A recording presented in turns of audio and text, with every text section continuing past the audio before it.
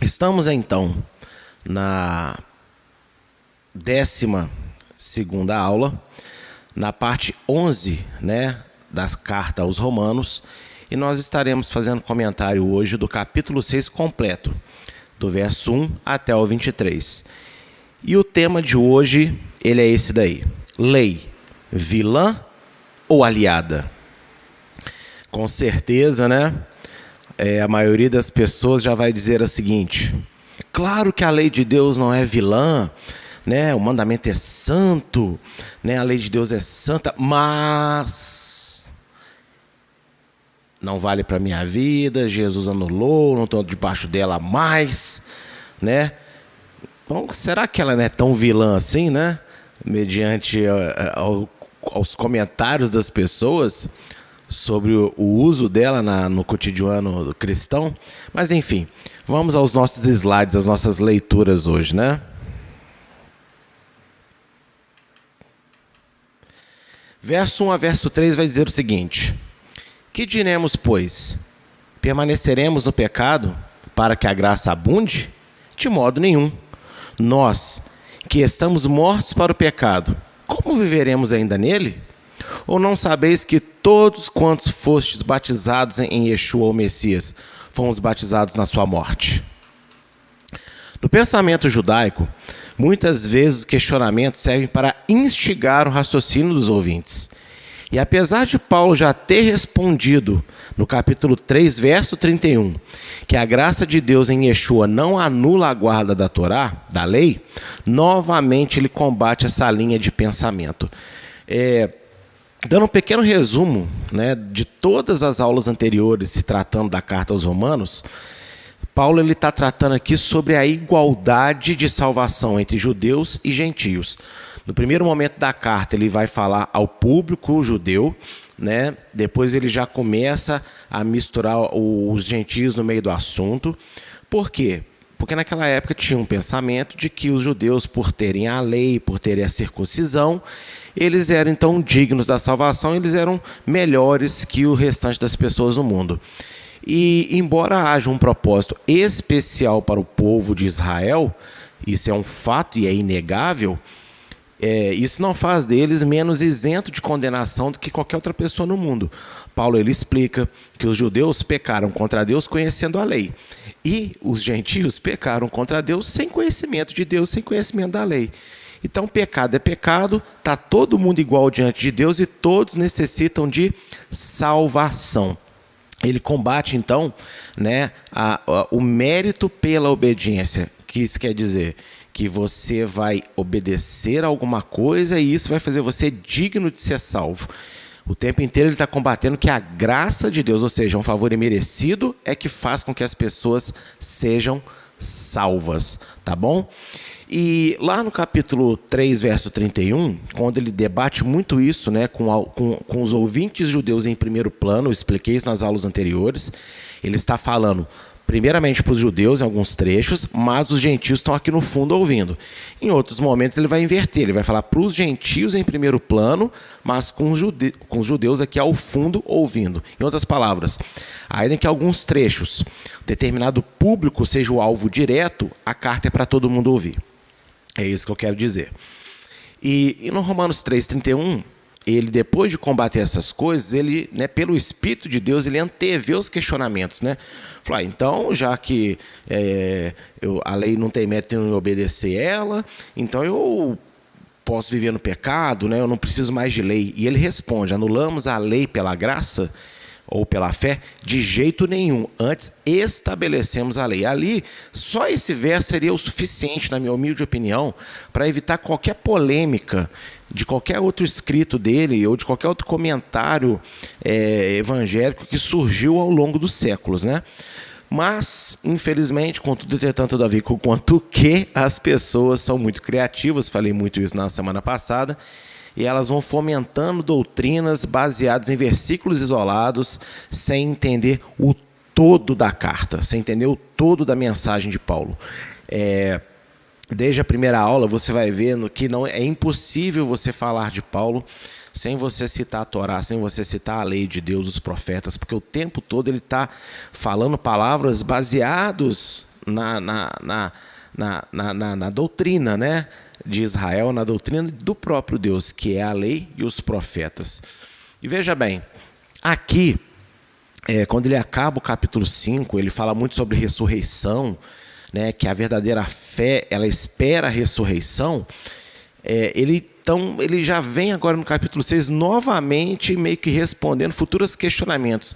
Então, tipo assim, já que tudo é pela graça, eu só preciso de crer na ressurreição, então eu posso continuar no pecado, que não tem problema. Você tem que lembrar que ele está falando para parte de um público judaico que entende o que é pecado. Hoje se perdeu, né, no meio da igreja, o conhecimento genuíno do que é pecado. Mas tanto Paulo quanto os ouvintes originais da carta, especialmente os judeus crentes, eles sabiam muito bem o que era pecado. E eu falei aqui, né, que não há mérito à obediência da lei para a salvação, ok? Ninguém é salvo por obedecer lei, mas há mérito de obediência para os que foram salvos e creem no Deus que os salvou. Aqueles que têm fé em Deus, né, que acreditam na salvação de Deus e passam a ser servos de Deus, para esses há mérito se eles obedecem. Claro que há. Afinal de contas, todas as bênçãos de Deus descritas na palavra, não todas, mas a maioria delas, envolve se fizer, ou seja, se obedecer, eu vou recompensar você então com coisas boas, com bênçãos. Se me desobedecer, você vai ser recompensado com maldição. E essa é a predestinação, ou uma das predestinações que Deus cria, tá bom? Ele criou, não foi o diabo, ele criou bênção e ele criou maldição. A maldição é consequência para os desobedientes, a bênção é consequência para os obedientes. Então todos são predestinados a colherem bênçãos ou maldição de Deus. E o que vai fazer cada um colher uma coisa ou outra? A nossa escolha. Se escolhemos obedecer, bênção. Se escolhemos desobedecer, maldição. Tá bom? Não é tão simples assim entender a verdadeira predestinação. Mas vamos seguir então aqui.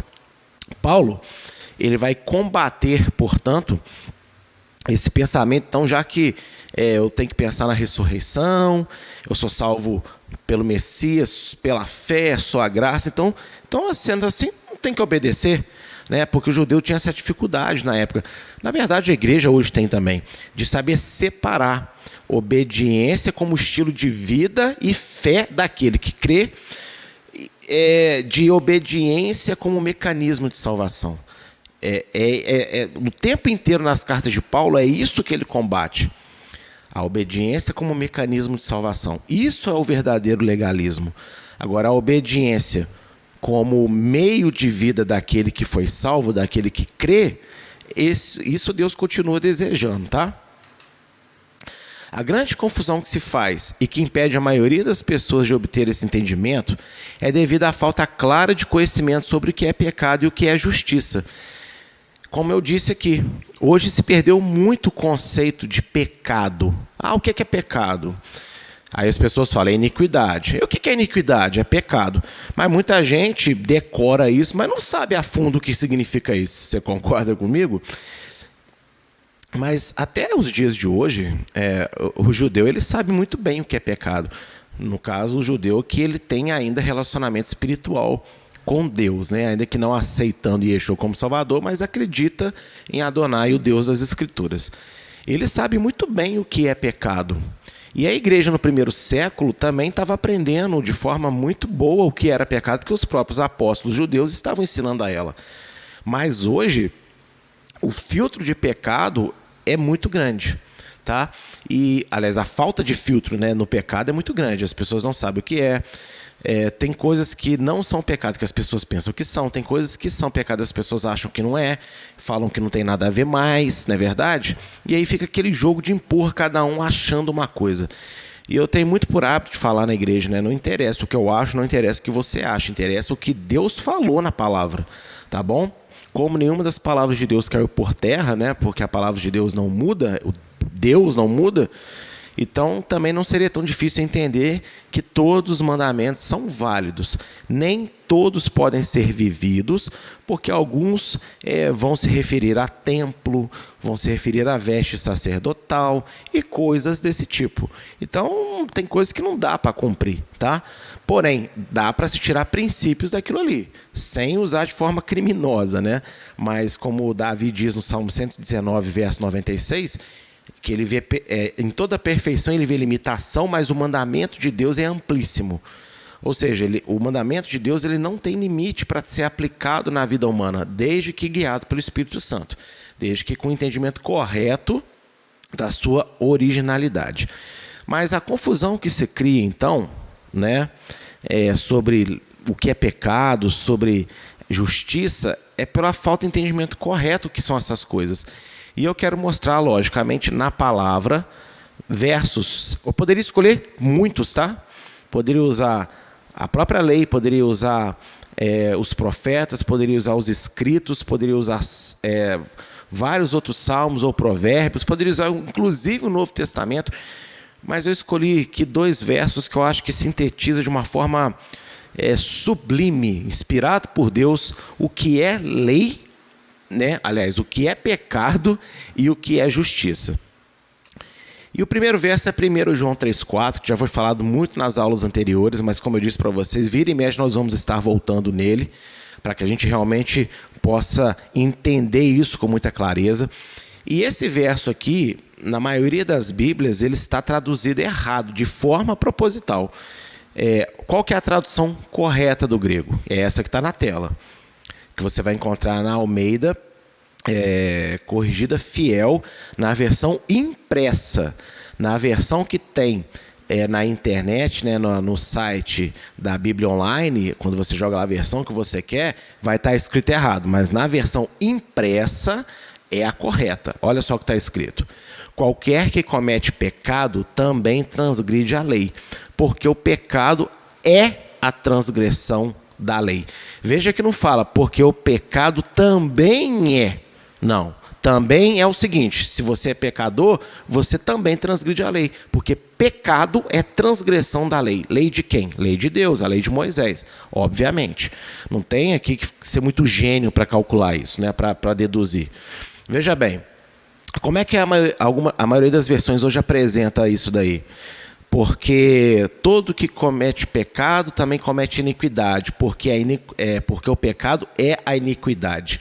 Mas aí a pessoa fica perdida. Mas o que é iniquidade? Porque a palavra iniquidade é uma adaptação para o português, né, do grego anomia. E anomia significa literalmente sem lei ou ausência de lei.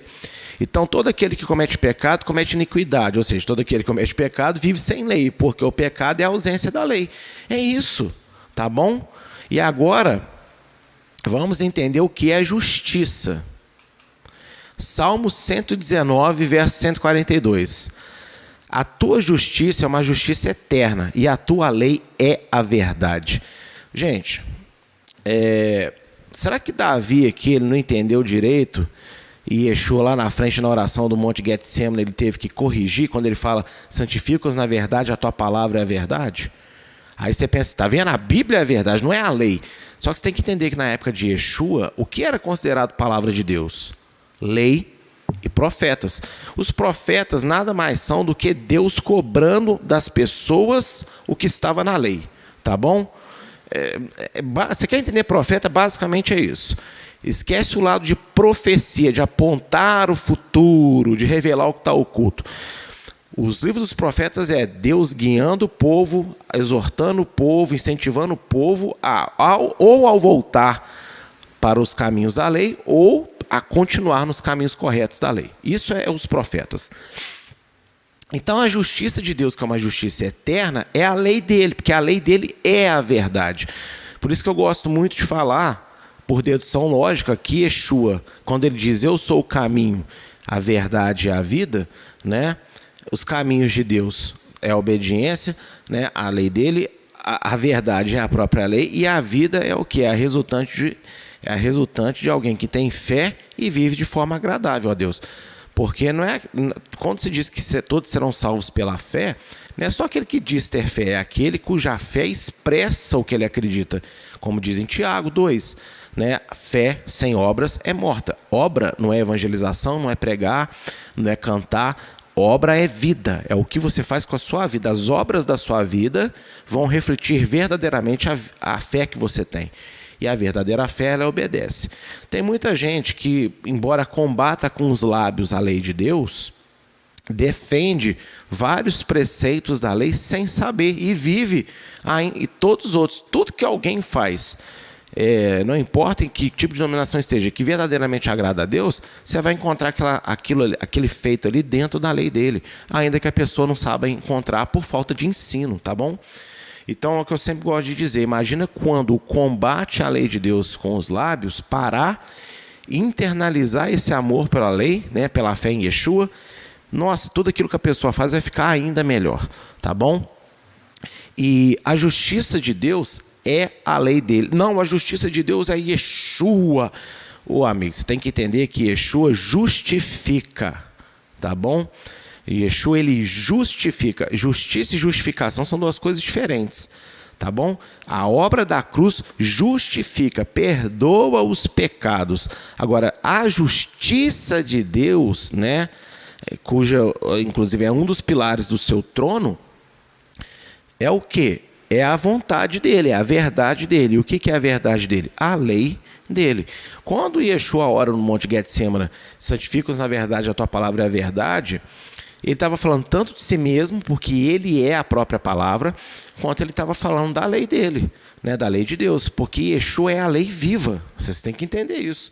Então, santifica-os na verdade, santifica-os na tua lei, né? E santifica-os na tua lei, inclusive, é ele mesmo. Por quê? As regras da nova aliança, Jeremias 31, de 31 a 33, a lei vai para dentro do coração. E sabemos que quando aceitamos Yeshua e nos batizamos, o Espírito de Deus vem habitar em nós, trazendo para dentro de nós a presença de Yeshua e a presença do Pai, conforme prometido em João 15. Então veja que, se a lei tem que vir para dentro, né? Então, quando o Espírito Santo vem, e Yeshua passa a habitar aqui dentro junto ao Pai, quem que habita aqui dentro? A própria lei, porque Yeshua é a própria lei. Deus é a sua lei. Não é tão difícil de entender isso não, viu, gente? Então, a falta de conhecimento do que é pecado e do que é justiça, aí vai ficar nesses debates. Isso não vale, aquilo não vale, isso não presta, Jesus acabou com isso. Eu não sou mais escravo da lei. E eu sempre gosto de questionar. Por quê? Eu deixei no primeiro tópico da minha explicação que os judeus têm por hábito de perguntar para instigar raciocínio, tá bom? Então tem muitas perguntas que Paulo faz nas suas cartas que ele está sendo meio irônico mesmo, é meio que para instigar os leitores a pensar, inclusive nós nos dias de hoje. E eu gosto de fazer um pouco isso também. Então vamos lá, já que Jesus libertou você da lei de Deus, você não está mais debaixo da lei, como que você poderia estar debaixo da obediência de uma coisa que você nunca conheceu?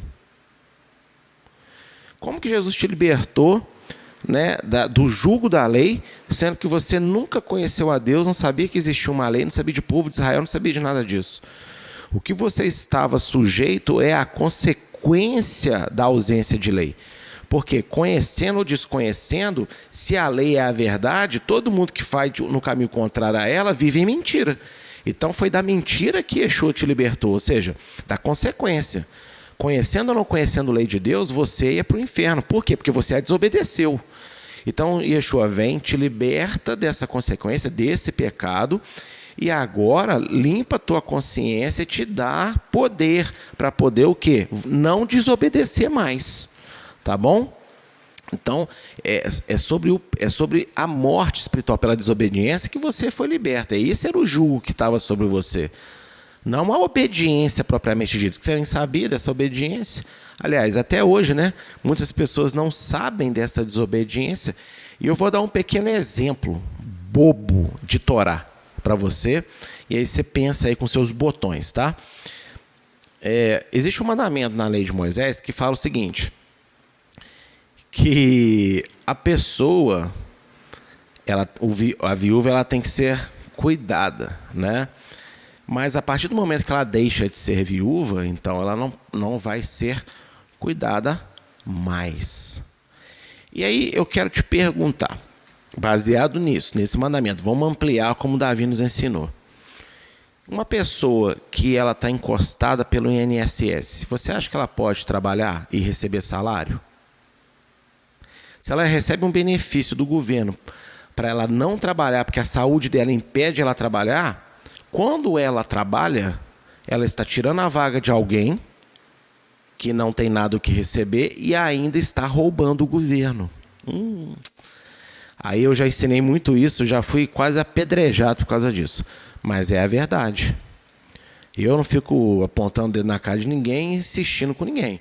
Mas várias vezes eu já falei isso com inúmeras pessoas. Outro exemplo, a pessoa tem lá um benefício e aí ela casa. E aí ela não casa, ela só se junta, ela faz aquele negócio que eu esqueci o nome lá, que é acordo entre as duas partes, vocês vão saber aí, né? Que as pessoas juntam, mas não se casam. Esqueci o nome agora. E aí o estado civil dela continua solteiro, então você é a prova de que isso não é casamento. Aí elas fazem isso, aí o bendito do pastor, para não dizer o contrário, vai lá e abençoa a união estável. Abençoa a união estável, né? Por quê? Porque a senhora lá não quer perder o benefício do ex que morreu. E aí cai na mesma desobediência. Ela era viúva, não é mais. Se agora ela é viúva, ela tem um marido para sustentá-la ou para ajudá-la a sustentar. Mas o que acontece? Muitas vezes ela recebe bem, junta com um cidadão que também passa a não fazer nada da vida, porque a mulher nova lá agora tem uma pensão gorda. Eita, é tanta coisa que acontece. E por que acontece isso no meio da igreja? E acontece muito por falta de conhecimento da Torá, tá bom? Conhecimento da justiça. Mas foi um pequeno exemplo. Se o Novo Testamento é divinamente inspirado, os conceitos de Paulo e João sobre o que é pecado não podem divergir. E é justamente pela falta dessa coesão na teologia normativa cristã que hoje muitos judeus e gentios, crentes em Yeshua, adotam a premissa de que apenas uma pequena porcentagem do Novo Testamento é verdadeira. Outros ainda alegam que Paulo é inimigo do Evangelho e falso apóstolo do Messias. Irmãos, Paulo não pode falar uma coisa e João falar outra.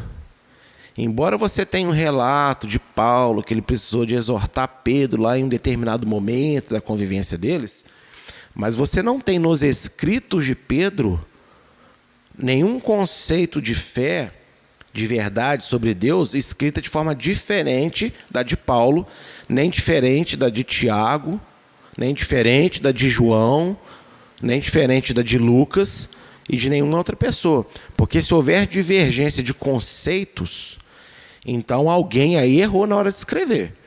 E por causa dessa falta de entendimento do que é justiça, do que é pecado, para que na hora que você lê, né, o texto, não importa o autor, você entender melhor o que cada um está dizendo e que, na verdade, todo mundo ruma na mesma direção, é uma quantidade muito grande hoje de judeus que estão crendo que Yeshua é o Messias, mas não acreditam que Paulo é um apóstolo. Eles dizem que Paulo foi um enganador, que foi um inimigo do Evangelho, e com isso eles falam que o Novo Testamento ele é adulterado, de 30% a no máximo 40% só é que é válido, o restante tudo é adendos de Roma e coisa desse tipo. E uma vez eu ouvi o Rabino Mateus falando uma coisa que eu guardei essa fala dele. Se os romanos, né, se a Igreja Católica tentou adulterar o Novo Testamento para desvincular ele de Israel e da lei de Deus, eles fizeram um péssimo trabalho, porque o Novo Testamento talvez seja um dos escritos mais judaicos que você pode ler, né? E mais nomistas, mais a favor da lei que existe. O problema não é o que está escrito, o problema é a forma como as pessoas entendem. E para adicionar a isso, vem às vezes algumas traduções maliciosas para não fazer com que ninguém entenda aquilo que eles acham que não pode ser entendido, que Israel ainda é povo de Deus e que a lei de Deus ainda é válida. Isso é proposital, tá bom? As muitas versões que se tem aí tem, primeiro, esse objetivo, ou segundo, né, arrecadar dinheiro. Porque é, né, a Bíblia da mulher, a Bíblia da criança, a Bíblia do jovem entre 15 a 16. A Bíblia é uma só, o conteúdo da Bíblia é uma só. Então todas essas versões visam nada mais, nada menos que arrecadar dinheiro, e a gente que é bobo vai lá e vai comprando essa, aquela outra. Se tem alguém que realmente fez um trabalho exemplar de tradução, tentando de verdade traduzir na sua essência tudo aquilo que estava escrito, mas mesmo assim errou por falta de conhecimento de alguns conceitos, mas fez um trabalho primoroso, é o João Ferreira de Almeida, especialmente, né, nas versões originais que ele traduziu. Mas vamos lá.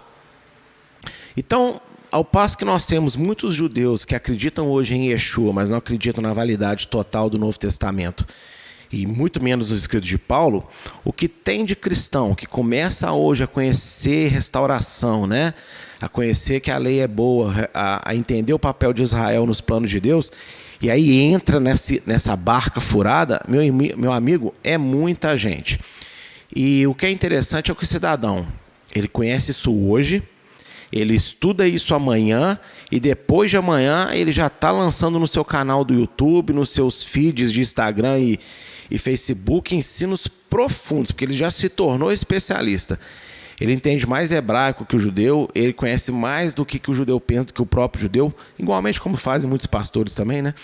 Mas é impressionante. Então, tome cuidado na hora de você buscar informações a respeito da restauração, nesse sentido de reconectar a sua vida de fé em Yeshua com, né, o povo de Israel, porque nem tudo que está no judaísmo é correto. Na verdade, boa parte não é nada correto, tá bom? Muita coisa é boa, muita coisa é verdadeira, mas você tem que saber, você tem que ter um filtro muito grande. E o filtro muito grande não é o rabino A, B ou Talmud que te ensina. É o Espírito de Deus através de uma vida de oração e exaustiva leitura bíblica. Inclusive, deixa eu falar aqui para vocês que me ouvem uma coisa que talvez muitos de vocês façam sem conhecimento, que fazem, mas infelizmente fazem.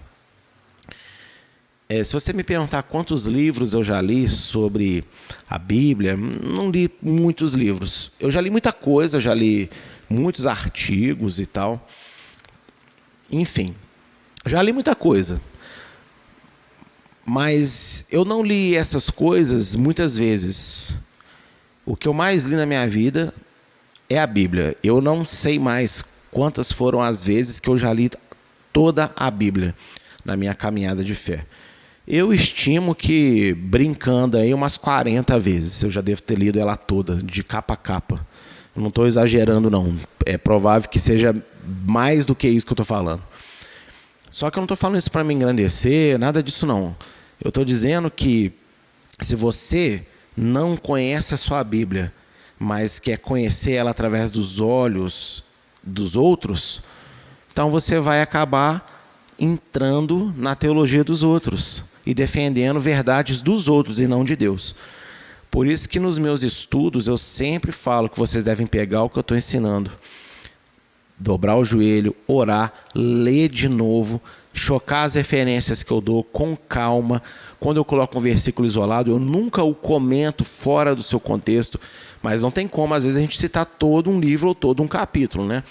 Mas eu sempre incentivo, pega o versículo, vai lá onde ele está, analisa o que ele está dizendo e vê se as aplicações que eu estou fazendo saem fora do seu contexto original.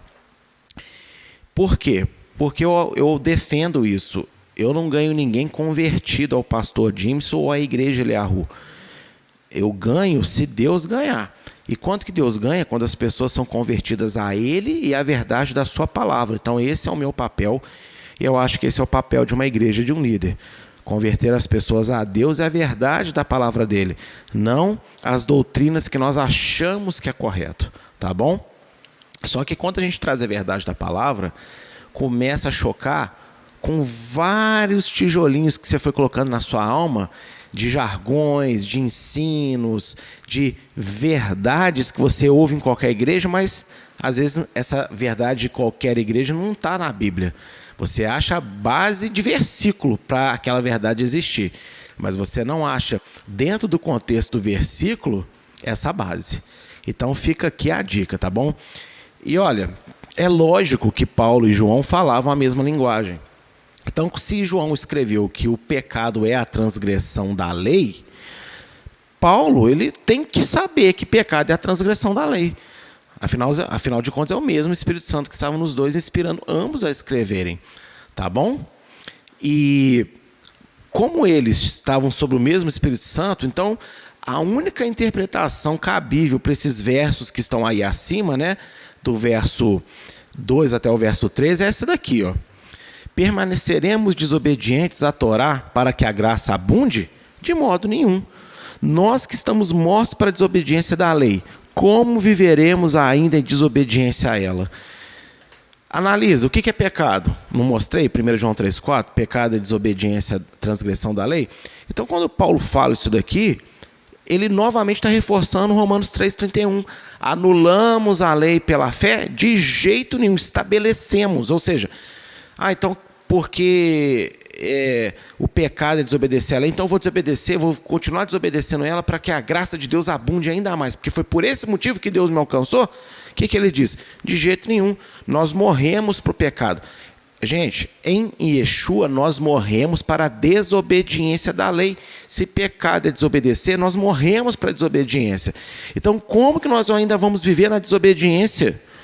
Se formos, né, nós morremos no batismo de Yeshua para obedecer, não para continuar desobedecendo. Então veja que esse argumento de Jesus anulou a lei, não estou no jogo da lei no sentido de eu não tenho que obedecer nada, nada vale. Essa é uma coisa tão absurda quando você analisa os conceitos básicos, que é assustador, e eu vou ser assim, um pouco ofensivo aos meus irmãos que passam a vida ensinando esse erro. Infelizmente, eles acataram a doutrina demoníaca de Satanás, né, como se fosse uma coisa boa. Mas quem escreveu isso foi Lutero, quem escreveu isso foi Calvino. Não estou dizendo que eles não fizeram contribuições de Deus para a existência da nossa igreja hoje como ela é. Claro que foram instrumentos de Deus, mas não quer dizer que tudo aquilo que eles falaram estava certo, não. Em muitas coisas eles foram instrumentos do diabo, sim. Infelizmente deixaram se contaminar. Ou você não lembra Yeshua elogiando Pedro? Quem vocês dizem que eu sou? E Pedro fala, você é o filho de Deus. E Yeshua lança uma bênção. Olha, quem te mostrou isso foi o meu pai, Pedro. Abençoado, bem-aventurado você é. O que isso significa? Que Pedro acabou de ter uma revelação direta de Deus, cheio do Espírito Santo, que Yeshua era de fato o filho de Deus, o Messias. Mas se você ler o contexto, na mesma conversa, no mesmo diálogo, quando ele começa a falar que tem que ser crucificado, tem que morrer, Pedro fala o quê? Não, Senhor, longe de ti passar por uma coisa dessa, não pode acontecer isso contigo. E aí o mesmo Yeshua, que acabou de falar que ele estava cheio de Deus, fala assim, para trás de mim, Satanás. Ou seja, Pedro ali aceitou a seta, do mesmo jeito que ele aceitou a inspiração do Espírito, ele aceitou a seta do diabo. Então isso acontece com qualquer um de nós, se nós não vigiarmos e orarmos, amém?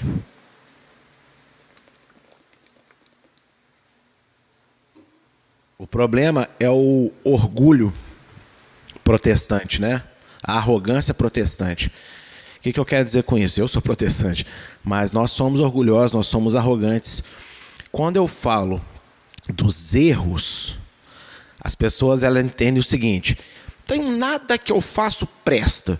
Em momento nenhum dos meus ensinos ou os ensinos dessa casa, você vai ouvir nada parecido com isso.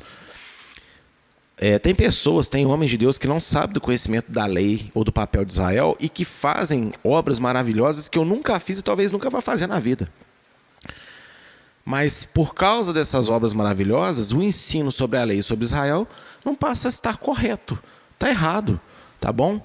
Então as pessoas precisam ser um pouquinho menos orgulhosas e entender que a crítica não é ao todo, mas há algumas bases que precisam de ser corrigidas. E se há o combate desse orgulho, se há o combate dessa prepotência, né, protestante, então as coisas vão caminhar melhor.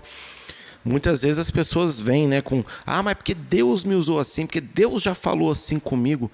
Tá bom, eu não estou invalidando a experiência que Deus te deu, porque eu também tenho experiência. Se a gente for entrar numa competição aqui, quem ganha? Não sei. A sua é sua, a minha é minha. Para mim, a mais importante, a maior foi a minha, porque eu vivi ela. Para você foi a que você viveu. Agora, o que eu quero dizer com isso? Não é por causa da experiência que nós temos que nós podemos fomentar a nossa própria doutrina na palavra. As experiências que Deus dá é para que a gente entenda a doutrina dele. E não para que a gente, baseado no que nós vivemos, testemunhamos, então a gente vai lá, deduz de si mesmo e agora monta uma doutrina e fala que é Deus que fez aquilo ainda. Ok? Não é isso não. A resposta de Paulo para a atual leva de pessoas que simpatizam com a igreja, gostam de frequentar os cultos, de ouvir louvores, de receber as orações e as bênçãos, mas que não se sentem impelidos a assumir o seu compromisso público com Deus, se batizando, é de que não há morte, mudança de vida, sem a imersão no nome de Yeshua, o Messias. Gente, o que tem de pessoas hoje que estão dentro da igreja, mas que não tomam postura, que não realmente assumem a sua fé, que não, Deus sabe todas as coisas. Eu vou batizar no tempo de Deus. Amigo, o tempo de Deus foi o dia que você acreditou que Yeshua era Salvador e que você precisa dele.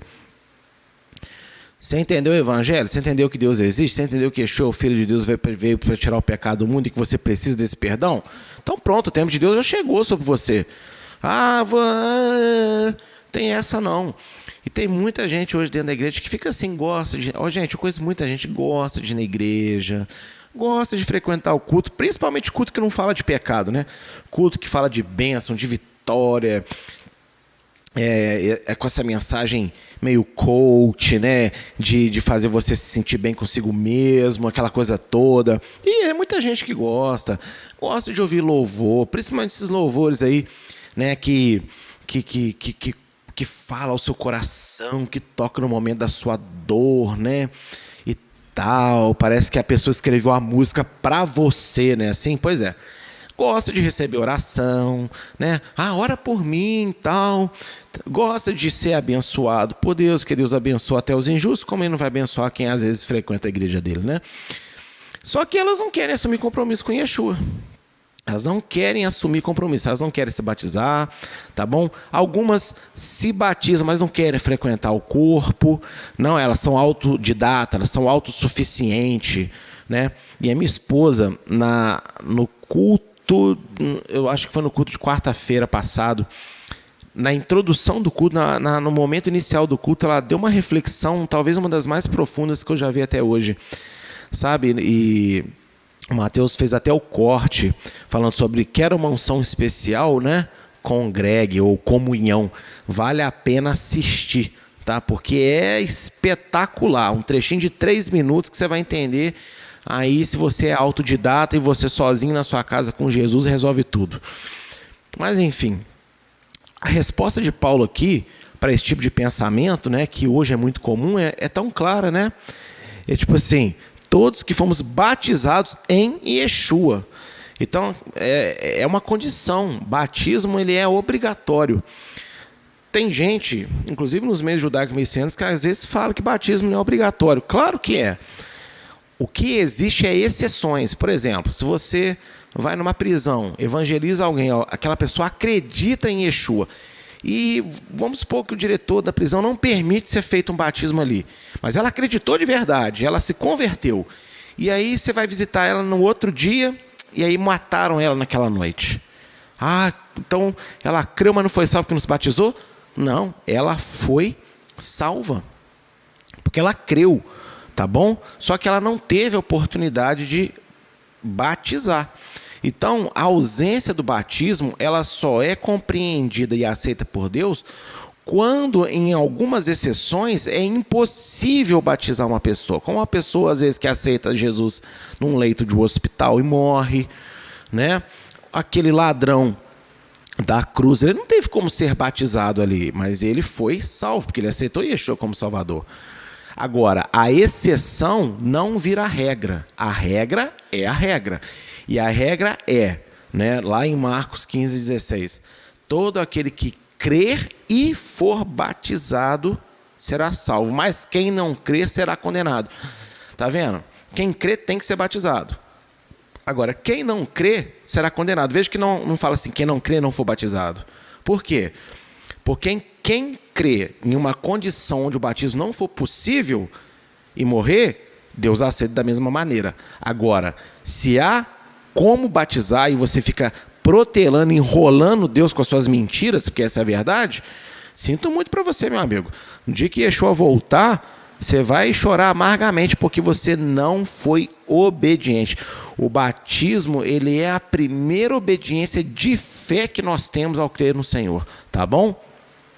Tanto que pessoas às vezes morrem sem se batizar, nesses casos especiais, mas você pode ter certeza que dentro dela havia aquele desejo assim, então quero me batizar, porque ela entendeu exatamente a mensagem. E Paulo aqui é claro, tá?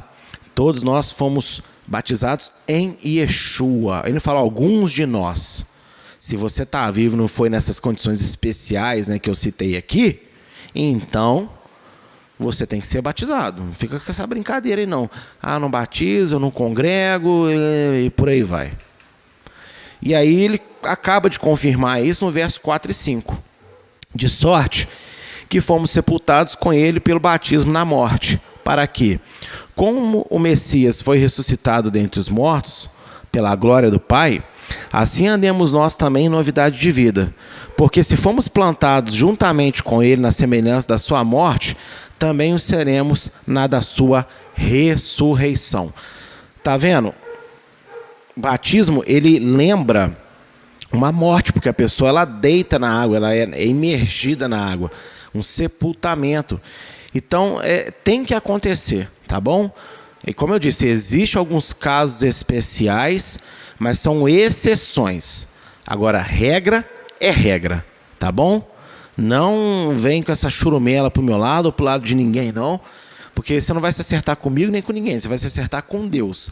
Agora, se você está ouvindo isso, tá bom? E conhece alguém que está nessa brincadeira, mande esse trecho aí para essa pessoa depois, para que ela entenda, mediante as Escrituras, que Paulo ele foi claro, tem que ser batizado, tem que assumir o compromisso com Deus, tem que fazer parte do corpo. Verso de 6 a 10. Sabendo isso, que o nosso homem velho foi com Yeshua crucificado, para que o corpo do pecado seja desfeito, para que não servamos mais ao pecado, porque aquele que está morto está justificado do pecado. Ora, se já morremos com o Messias, cremos que também com ele viveremos, sabendo que, tendo sido o Messias ressuscitado dentre os mortos, já não morre. A morte não mais tem domínio sobre ele, pois quanto a ter morrido, de uma vez morreu para o pecado, mas quanto a viver, vive para Deus. Embora a plenitude da vida só aconteça na volta de Yeshua, quando ele ressuscitar os santos dentre os mortos e glorificar os fiéis que estiverem vivos, 1 Tessalonicenses 4, 16 a 17, a fé em seu nome é o poder eficaz de Deus para que todo pecador viva e implante hoje o reino na terra. João 10, 10, a parte B, né? Eu vim para que tenham vida em abundância. Essa vida em abundância não é só quando Yeshua voltar e nos glorificar e ressuscitar os santos de Deus. Essa vida em abundância é para ser vivida hoje, tá bom? Então, se Yeshua morreu, nós morremos com ele. Veja que Paulo não fala, nós morreremos nele. Não, nós morremos com ele. Mas se ele vive, nós também viveremos com ele. E esse viveremos, lógico que ele tem o sentido da vida eterna. Mas aqui tem muito mais o sentido de que viveremos com ele em santidade. Nós continuaremos nesse mundo até a volta dele, mas vivendo em obediência. Porque qual que é o contexto? O contexto é, que diremos, pois? Continuaremos no pecado para que a graça abunde? E o que ele diz? De jeito nenhum. Então, essa vida aqui que ele está dizendo que viveremos com ele, é uma vida nele. Nós vivíamos no pecado, agora vamos viver nele. E qual é a certeza que Paulo nos dá de que conseguiremos viver em santidade? Porque se batizamos com fé nele, nós morremos para esse mundo, nós morremos para o pecado. E o que mais se tem hoje, às vezes, são essas afirmações que não importa o seu pecado, Deus te ama. Tá, eu concordo que Deus nos ama acima do nosso pecado, porque essa é a mensagem da cruz. Só que amar acima do meu pecado não quer dizer que Deus é conivente com os meus erros. Quer dizer que Deus está trabalhando todos os dias, em todas as oportunidades possíveis, para me arrancar daquele erro. Porque eu, em Yeshua, morri para aquele erro. Então eu tenho que sair dele. Tá bom? Então eu não sou um zumbi. Né? Eu morri, mas estou meio vivo. Eu estou meio vivo, mas eu morri. Não, eu morri, mas eu ressuscitei. A ressurreição em glória é só na volta de Yeshua. Mas todo aquele que acredita em Yeshua e se batizou de verdade, tem fé no Senhor e tenta levar uma vida de santidade e obediência, essa pessoa já ressuscitou em espírito, espírito novo. E esse é o argumento aqui de Paulo. Então você não pode ficar contentado no seu pecado, achando que ao viver nele, Deus te compreende, sabe da sua fraqueza. Deus sabe de tudo isso, mas Ele te deu o poder para vencer essa fraqueza, que se chama Espírito Santo. Tá bom? Então hoje é um combate muito grande das pessoas, as tentativas de santificação. Tem pessoas que zombam, tem maridos, tem mulheres, tem irmãos, tem pais que zombam dos filhos, os filhos dos pais. Quando tenta fazer uma coisa a mais, né? Tem até uma expressão que outro dia eu ouvi de uma irmã na igreja, que o marido fala muito com ela, santarrona. Ah, você é muito santarrona. Se eu pudesse, eu dava um tapa na boca de um sujeito desse. Se eu pudesse, porque a pessoa não está fazendo, a pessoa não se santifica e ainda está criticando o outro que está tentando fazer. Ó, meu amigo, Yeshua falou que os que são pedra de tropeço, é melhor que eles amarrassem uma pedra de moinho e pulassem da ponte. É melhor fazer isso do que atrapalhar os pequeninos de Deus que estão tentando se santificar. Então, olha só, hoje a santidade ela é muito ridicularizada. A verdadeira santidade, que são obras de obediência. Porque a santidade que o povo hoje aí canta e fala é uma santidade filosófica, uma santidade poética, é uma santidade, assim, de um estado de graça, de um estado de paz, que eu não me sinto acusado de nada. Agora, não se sente acusado de nada, não é porque ao ser confrontado com a palavra, vê que já saiu daquilo. Não se sente confrontado por nada, porque quando ouve a palavra, nada vale. Isso não presta, isso aí já não tem valor, não tem. Isso era para aquela época, então é lógico que a pessoa não vai se sentir acusada, né? Mas vamos tomar cuidado, viu? Paulo não ensinou que a graça é contrária à guarda da lei, mas que o salvo em Yeshua recebe o poder para obedecê-la pela fé. Em 1 Coríntios 7,19, é muito interessante que Paulo diz o seguinte: se tanto faz ser circuncidado ou não ser circuncidado, ou seja, tanto faz se eu sou judeu ou se eu sou gentio, o que interessa é guardar os mandamentos de Deus. Leia aí 1 Coríntios 7,19. Então é muito interessante que Paulo está sendo claro nesses escritos que o que ele está falando não é para anular a obediência, né? Tá bom? Mas que o salvo em Yeshua, ele tem que justamente obedecer agora. Antes ele não tinha condição, não tinha conhecimento, mas agora ele tem. Verso de 11 a 14, e você pode continuar lendo do 15 ao 19 em casa, que trata aqui do mesmo assunto. Assim também vós considerai-vos certamente mortos para o pecado, mas vivos para Deus no Messias Yeshua nosso Senhor. Não reine, portanto, o pecado em vosso corpo mortal, para lhe obedecerdes em suas concupiscências. Nem tampouco apresentei os vossos membros ao pecado por instrumento de iniquidade, mas apresentai-vos a Deus como vivos dentre mortos, e os vossos membros a Deus como instrumentos de justiça, porque o pecado não terá domínio sobre vós, pois não estáis debaixo da lei, mas debaixo da graça. Aí aqui, se você prestou bastante atenção na minha explicação desde o início da aula sobre pecado e justiça, você vai ver que eu não posso apresentar o meu corpo em instrumento de iniquidade, ou seja, eu não posso fazer com que o meu corpo seja instrumento de desobediência à lei, né? E é muito interessante essa linguagem de Paulo. E aí Paulo ele vai falar aqui no verso 14 que não está debaixo da lei, mas da graça. A versão do David Ster, da Bíblia Judaica Completa, ele coloca, não estou debaixo do legalismo da lei. Mas depois de muito analisar os textos, eu cheguei também que essa tradução dele também não está correta. Porque Paulo ele não está falando aqui de legalismo de lei, né? Ele está dizendo aqui de outra lei, que ele vai explicar no capítulo 7, e eu não vou antecipar. Mas no grego não existia várias palavras para se referir à lei de Deus. No hebraico você tem mitzvah, que é mandamento, você tem Torá, que é instrução, você tem Da'at, que é literalmente lei, você tem Edot, né, que é testemunho. Você tem umas 4, 5 palavras que elas vão se trocando e falando da lei de Deus, dependendo do que está se falando. No grego, a única palavra para lei é nomos.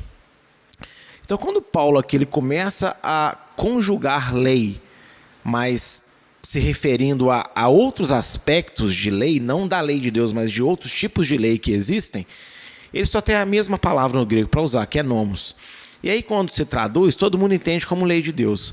Mas ele não está falando aqui de lei de Deus, tá? Ele está falando de uma outra lei que na aula que vem nós vamos ver que outra lei é essa, que ele também fala, ao mesmo tempo que ele fala da lei de Deus. Infelizmente, a igreja, por defender que estar debaixo da lei é o mesmo que estar debaixo do pecado, não percebe o quão grande é o amor que o Pai concedeu em Yeshua.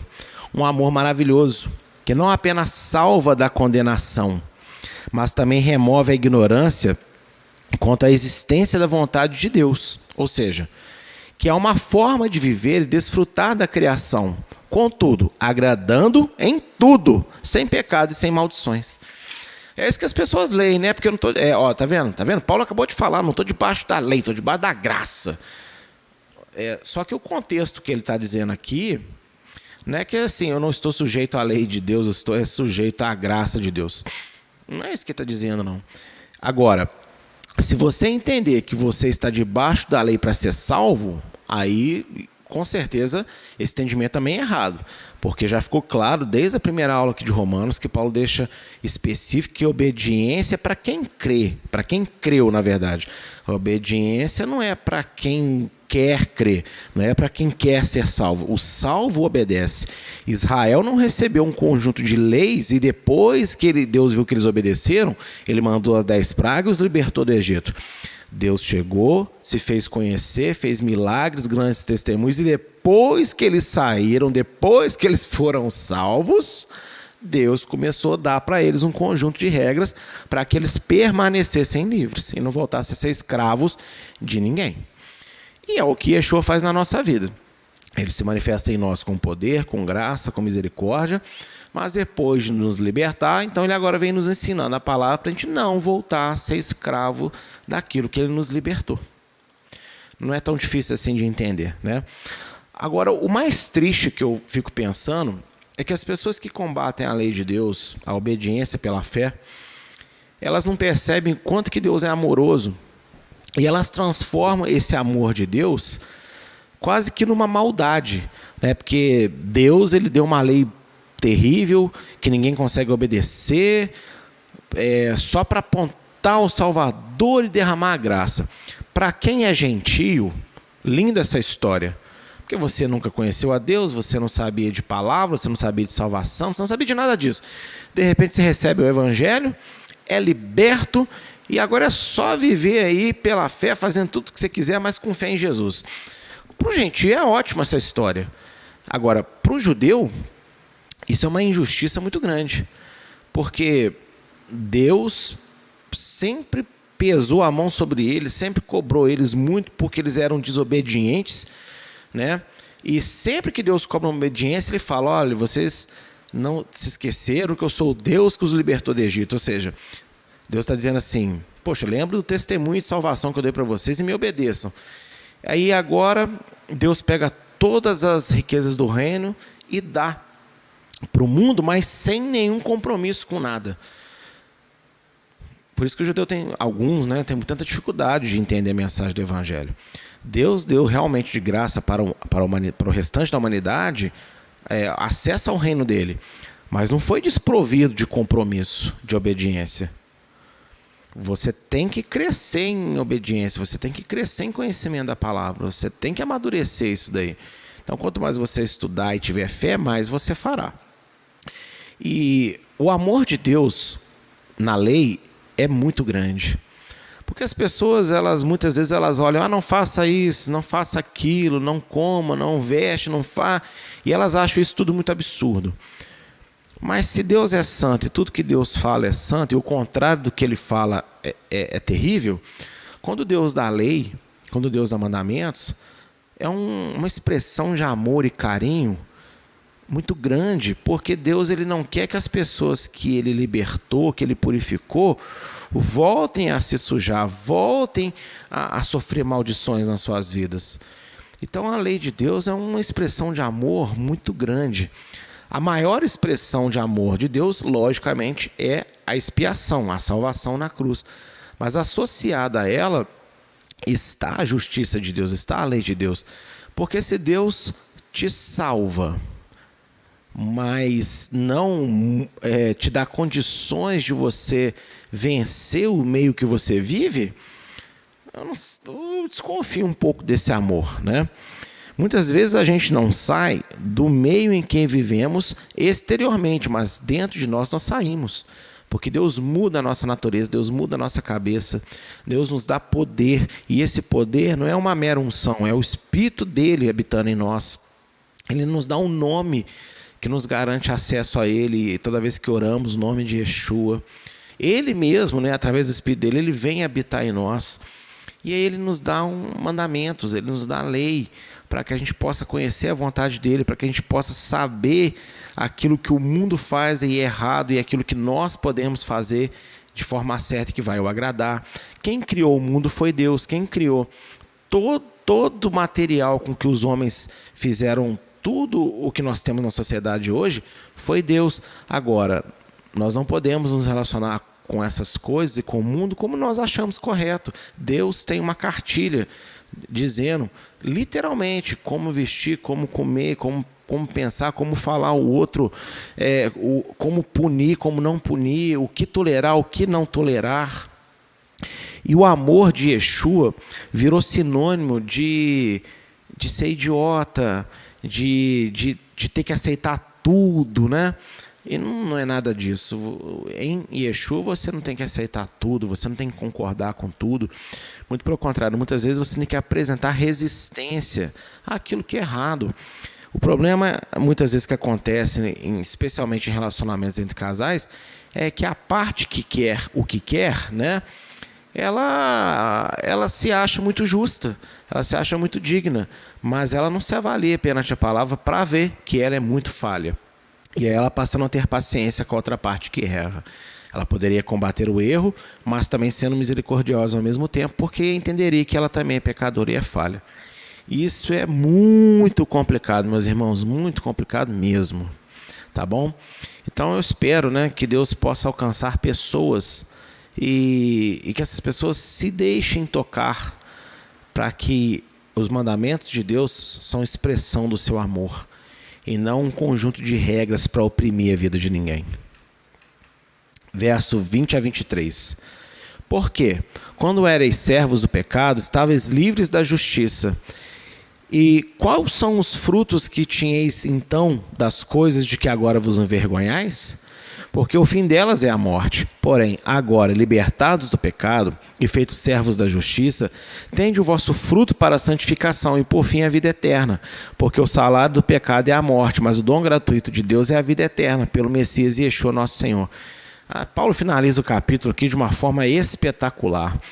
Se há conhecimento do que é justiça, já mostrei no Salmo 119, mas Isaías 51:7 também fala: vocês, povo meu, que conhece a justiça, cujo o coração tem a minha lei. O verso 40, o Salmo 40, verso 8, Davi fala, alegro-me em fazer a tua vontade, ó Deus, sim, a tua lei está no meu coração. Então justiça é lei, tá bom? Não é outra coisa não. Fica evidente, se há conhecimento do que é justiça, a colocação de Paulo. O que ele está querendo dizer aqui com esses versos? Uma vez servo do pecado, não há como o indivíduo obedecer a Deus de forma agradável, seja pelo legalismo da lei, sem a fé, ou pela ignorância da existência de Deus e da sua lei. E é exatamente isso que nós falamos lá em Romanos 2,12. O judeu pecou conhecendo a lei, porque ele não obedeceu à lei por fé, ele obedeceu achando que ele era merecedor de alguma coisa. Então ele já pecou. E o gentio, ele pecou sem lei. Ele pecou contra a lei, mas sem saber que ela existe. Eu vou dar um exemplo bem bobo sobre isso. Um médico que fuma, se amanhã ele desenvolve um câncer no pulmão, ele criou o câncer sabendo que poderia vir a ter câncer. Ele é um médico, ele sabe que a fumaça, a nicotina vai gerar isso no pulmão dele. Agora, talvez exista uma pessoa lá, não sei lá onde, que nunca, não tem televisão, não tem rádio, ela nunca ouviu falar que a fumaça do cigarro traz câncer ao pulmão. Então,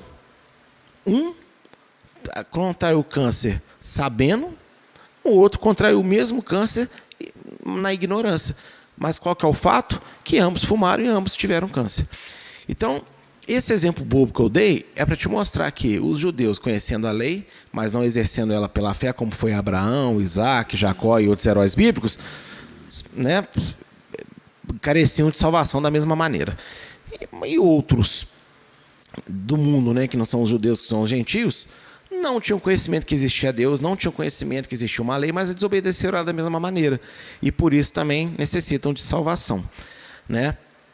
Então, gente, uma pessoa que é serva do pecado, ela não consegue obedecer a Deus de forma agradável, tá? Não consegue. Ser servo do pecado é quando você é dominado por ele, né? Quando você tem uma fraqueza e às vezes escorrega. Todos nós ainda moramos num corpo não glorificado. Então vai ter dias que você vai ter fraquezas, vontades e por um motivo ou outro, de repente, você vai escorregar. Beleza, mas aí você vai perceber seu erro, vai se arrepender e vai se esforçar, vai tentar não fazer mais. Outra coisa é quando a pessoa não oferece resistência nenhuma, porque ela gosta, ela acha que Deus não vai se importar tanto assim com aquilo, e por aí vai. A vergonha que Paulo cita acima é o reconhecimento do pecado e suas consequências. Por isso que, tendo em vista a vida eterna, todos podem, no poder que há no nome do Messias Yeshua, se santificar e obedecer à lei, à Torá, contrariando o mundo e seus enganos. Meus irmãos, entenda que a linguagem de Paulo, né?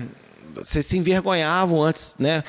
Quando você tem conhecimento da salvação, da palavra, você passa a se envergonhar daquilo de errado que você faz.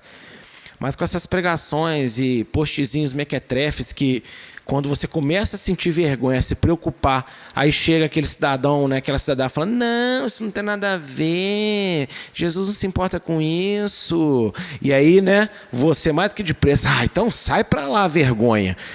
Você não percebe, tá? Mas nessa hora você está dizendo assim, sai para lá, Espírito Santo. Não vou me arrepender nada, Jesus não se importa mais com isso não, a geração hoje é outra, o mundo hoje é outro, né? É duro, né? Mas é isso aí que as pessoas fazem. Enfim, né? Mas olha, no nome de Yeshua, nós ganhamos poder para obedecer. E a linguagem de Paulo é muito interessante, né? Eu gosto muito que eu reparei bem nesses versos que estão aí na tela, né? Porque, olha só, quando vocês eram servos do pecado, vocês estavam livres da justiça. Entenda que é isso. Se você... Está vendo como é que justiça aqui não é justificação em Yeshua? Porque senão não faz sentido. Tá bom? Quando você era servo do pecado, você era ignorante ao pecado, você estava livre da justiça. Em que sentido? Você não tinha como obedecer à justiça de Deus. Você era escravo do pecado. E aí o fruto de vocês levaram vocês a se envergonhar, porque vocês fizeram coisas ruins. Né? Mas agora, libertados do pecado, tá vendo? Libertados do pecado, foram feitos servos para a santificação. Então, uma vez que Deus libertou a gente do pecado, a gente agora tem condição de servir a justiça de Deus. Olha só o verso 15 a 17 de João 2. Não ameis o mundo nem o que há no mundo. Se alguém ama o mundo, o amor do Pai não está nele. Porque tudo que há no mundo, a concupiscência da carne, a concupiscência dos olhos e a soberba da vida, não é do Pai, mas do mundo. O mundo passa, e a sua concupiscência, mas aquele que faz a vontade de Deus permanece para sempre. Como que você vai saber o que é do mundo e o que não é do mundo, irmão? Porque... Não, olha só. Eu penso, você pensa. Eu acho, você acha. Mas o que eu penso e você pensa, o que eu acho, você acha, não pode ser o nosso filtro para o que é mundano e o que não é. O que tem que ser o filtro? A palavra de Deus. A lei de Deus. O Novo Testamento sem a lei, ele é incompleto. A lei sem o Novo Testamento é mal compreendido.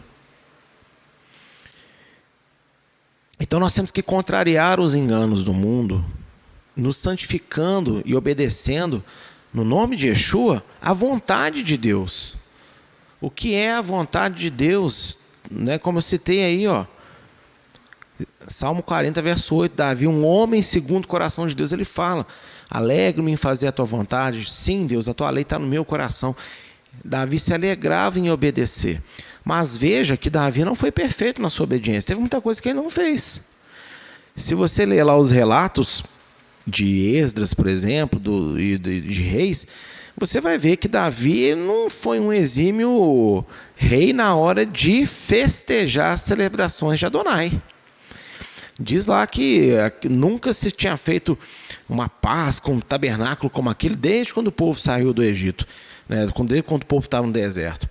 Mas, então Davi, ninguém tem condição de obedecer tudo o tempo todo de forma perfeita. Nós temos condição de nos esforçarmos e de tentar guardar e de aprender o máximo que a gente puder. E o Espírito de Deus vai se encarregar de nos guiar, sabe, de nos corrigir em algumas coisas. Tá bom, gente? Mas nós estávamos livres da justiça quando estávamos no pecado. Porque quem está no pecado não consegue agradar a Deus.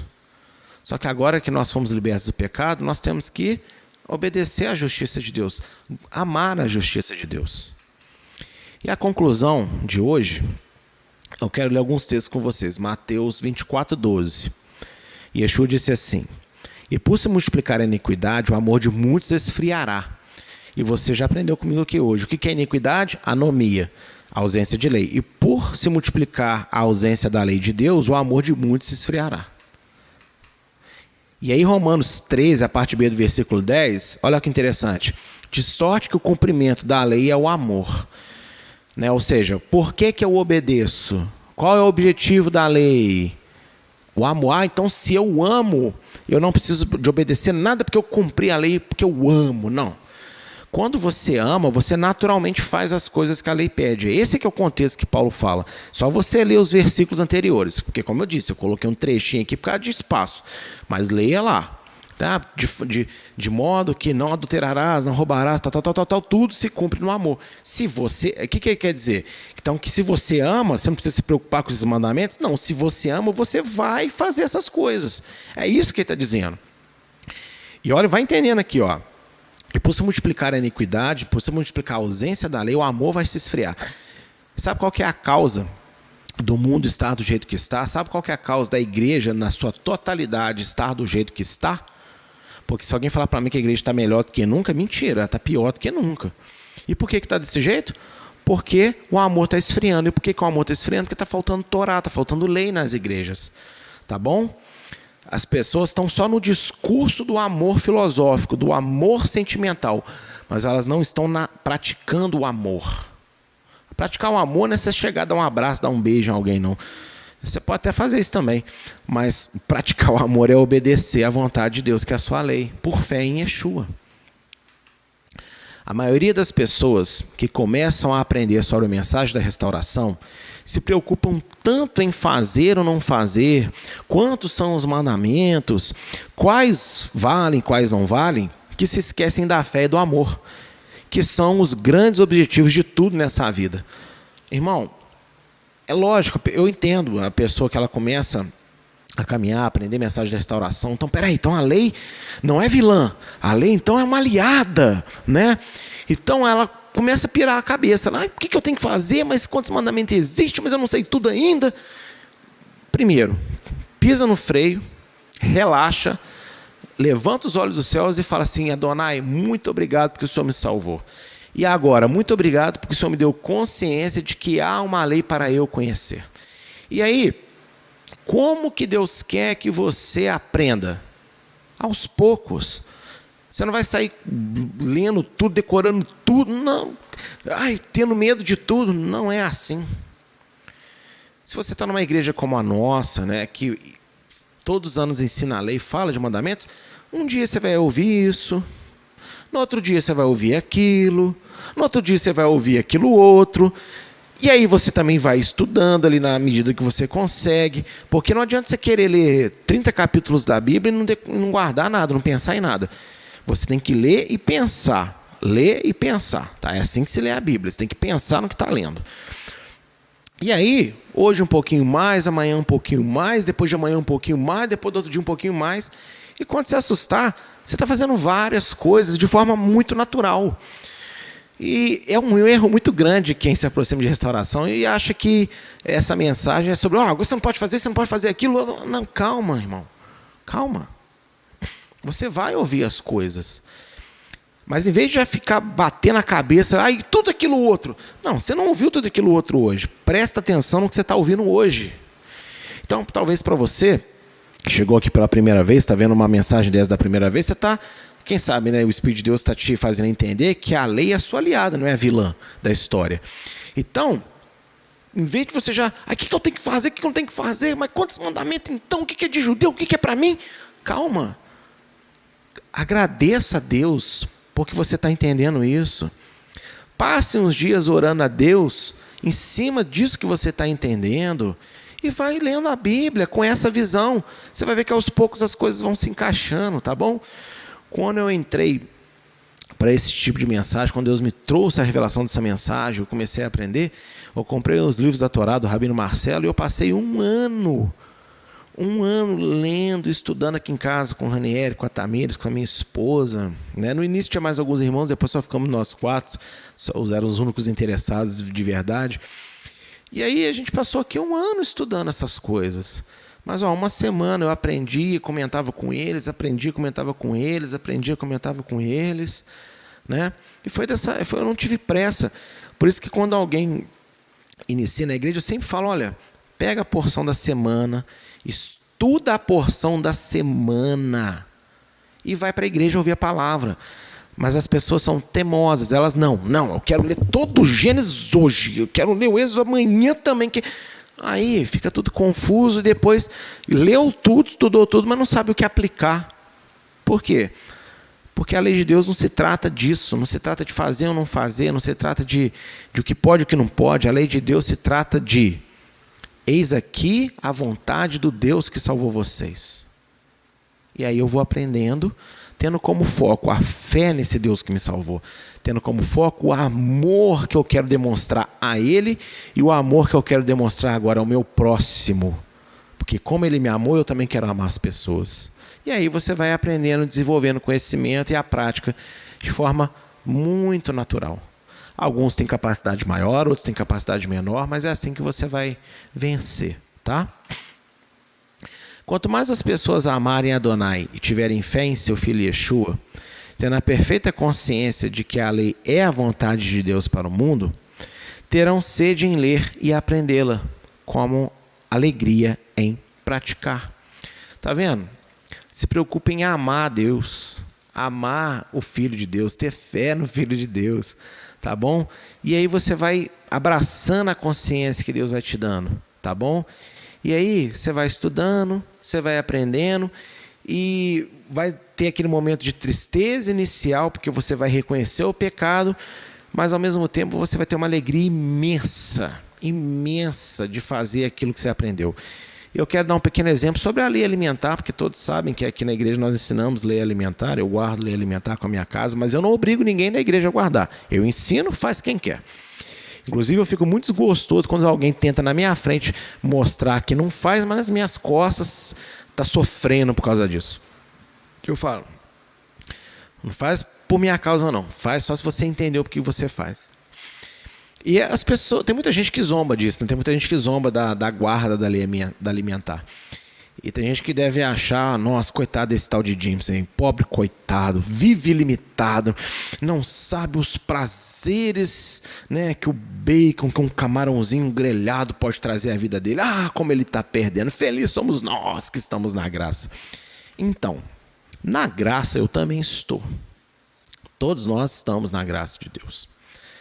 Mas enquanto as pessoas me acham coitado, pobre, miserável, porque eu não como alguns alimentos, eu fico triste por essas pessoas que ainda não experimentaram a alegria de você se alimentar conforme Deus ordenou.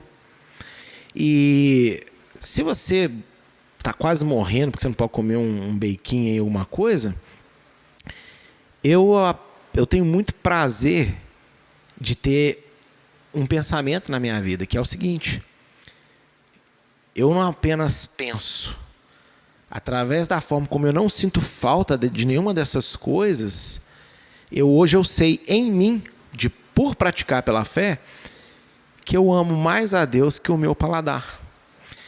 Eu, às vezes, não consigo deixar de comer determinadas coisas, né?